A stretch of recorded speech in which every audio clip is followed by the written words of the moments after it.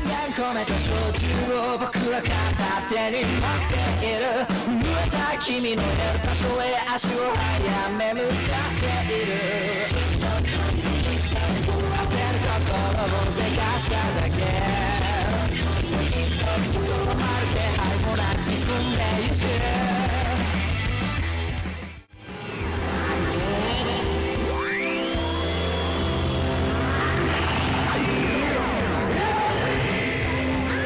Salut à tous, ici Stéphane du journal Geek Otaku. Aujourd'hui, on va faire une nouvelle vidéo format vidéo. Aujourd'hui, ça va être une vidéo sur tout ce qui est jeux vidéo. Pourquoi? Parce que tout simplement, vous le savez, avec la sortie de la PS5 et surtout de GTA 6, surtout à savoir que la PlayStation 5 aura deux formats de console, un avec un lecteur DVD et un sans lecteur DVD.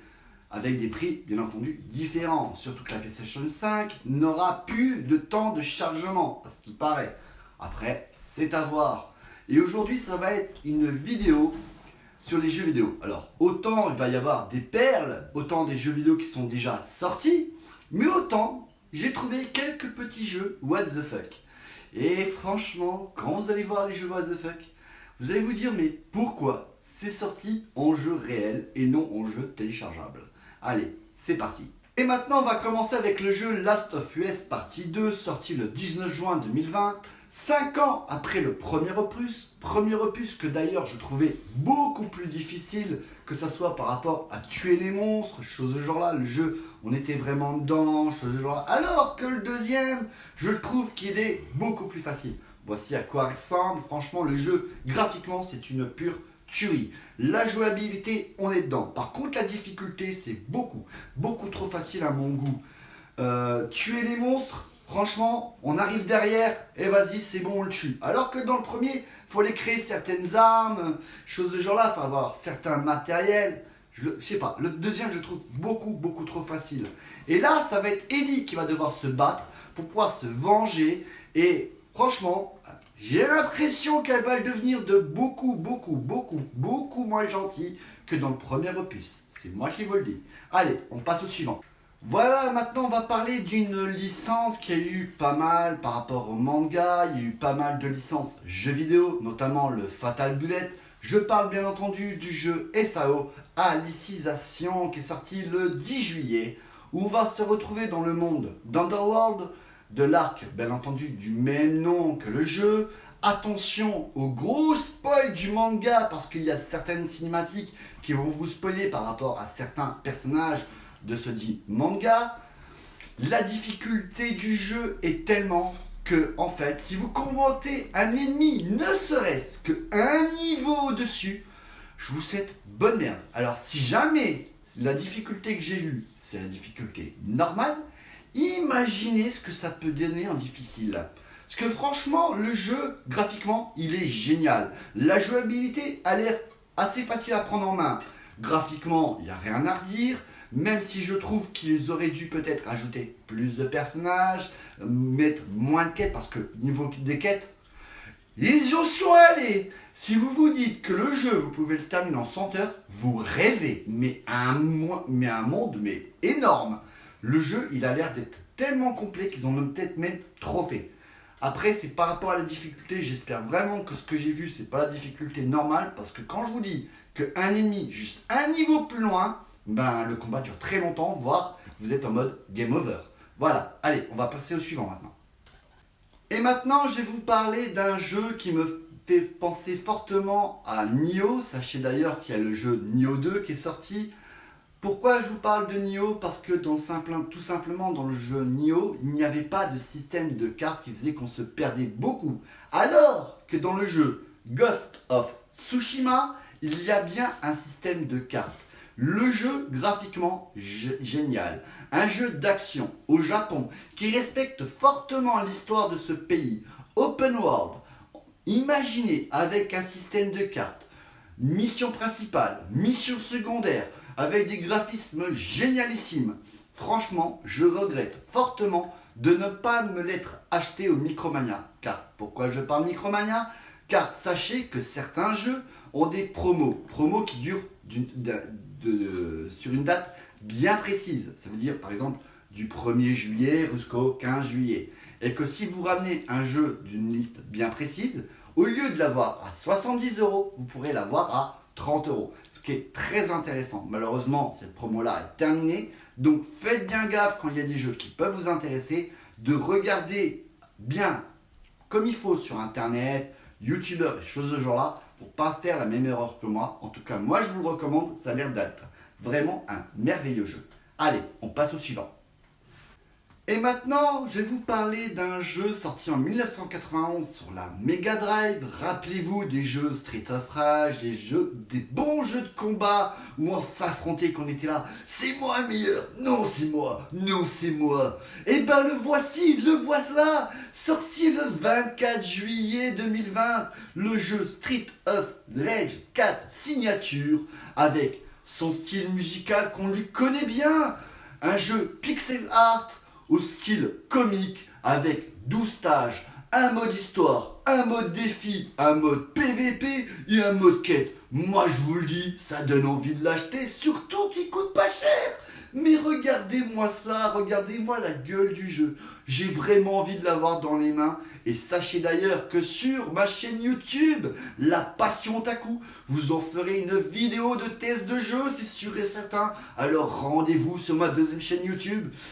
Mais donnez-moi vos avis, n'oubliez pas de partager, liker, commenter et pourquoi pas de vous abonner. Allez, on passe au suivant. Salut à tous, aujourd'hui je vais vous parler d'un jeu vidéo qui est aussi un manga qui était tout simplement génial. Je parle bien entendu du jeu Fairy Tail qui est sorti le 30 juillet. Enfin, pour certains magasins, pas pour Micromania, c'était le 31 juillet. Et au nombre limité. Pour plus d'informations, rendez-vous sur Passion Japon France. J'ai fait une petite vidéo en direct qui en parle exactement. C'était quoi ce délire absolument horrible. Car oui, le jeu Fairy Tail est sorti le 30 juillet ou 31 juillet pour certains magasins. Un jeu en tour par tour avec un système de classement, des persos à débloquer, un scénario original en forme RPG avec des graphismes tout simplement fabuleux. La seule chose que je me demande, c'est est-ce que j'ai bien vu? Est-ce que j'ai bien vu que le jeu était plus du blabla que du combat? Telle est la question. Car si ils ont fait un scénario original, mais que blablabla, 3 heures plus tard, enfin en combat, ça va devenir très lourd. Alors, à savoir aussi que sur ma chaîne YouTube, La Passion Otaku, j'offrais une vidéo de test de jeu de ce jeu-là. Et si vraiment il est intéressant, pourquoi pas en let's play. Mais en tout cas, il a l'air de tout péter. Donc rendez-vous sur la chaîne La Passion Otaku pour voir mon test de jeu et pourquoi pas mon let's play. Allez, on passe au suivant. Et maintenant, je vais vous parler d'un jeu qui va sortir le 28 août 2020. Rappelez-vous, Olive & Tom, avec ses tirs du tir, ses tirs de l'aigle, ses terrains de 8 km de long, vont-ils faire pareil dans le jeu Captain Tsubasa qui est là? Au graphisme tout simplement fabuleux, un jeu de foot d'arcade. Est-ce qu'il va y avoir des tournois? Est-ce qu'il y aura des stades à débloquer? Avec bien entendu des animations gigantesques, mais aussi à savoir qu'il y a une version collector, regardez-moi ça, à 150 €. Il y a des choses qui sont intéressantes et franchement, pourquoi pas se l'acheter? Ça peut toujours faire plaisir. Et surtout, qu'il faudra ne surtout pas oublier qu'il faudra aller droit au but pour pouvoir aller marquer. Allez, on passe au suivant. Salut à tous, aujourd'hui on va vous parler d'un jeu qui s'appelle Cyberpunk 2077, sorti le 17 septembre 2020. Un RPG action-aventure en open world où on va tout simplement contrôler un mercenaire urbain doté d'améliorations technologiques dans les rues de Night City, un peu à la style Batman, si on pourrait dire la petite blagounette comme ça, où le personnage sera non genré. Franchement, j'ai plus l'impression que ça va être un sorte de GTA 6 Night, vraiment style en open world, avec des graphismes franchement bien badass.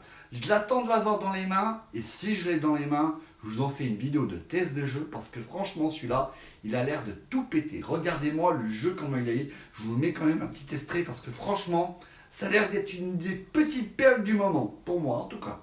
Allez, on passe au suivant.